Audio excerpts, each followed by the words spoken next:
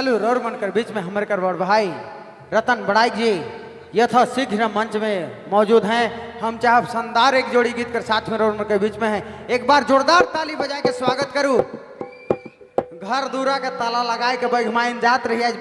गुड़मा में मौजूद हैं। चलो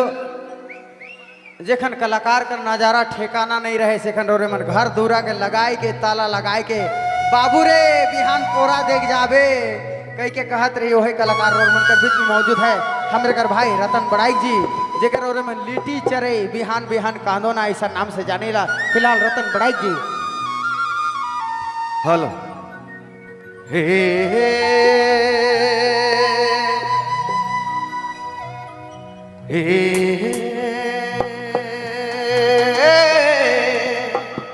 और दिया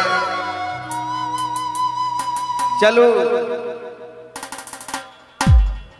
रोरमन के आप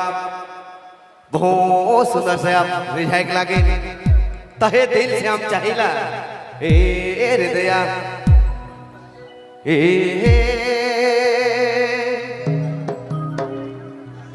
हर सौने सुरत महान मुरत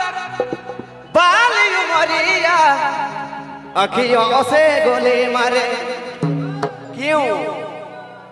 लड़की है करिया अखियों से गोली मारे और दिया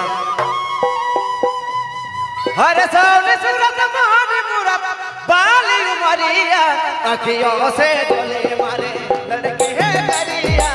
लड़की है करिया अखियों से गोली मारे लड़की है करिया लड़की है करिया अखियों से गोली मारे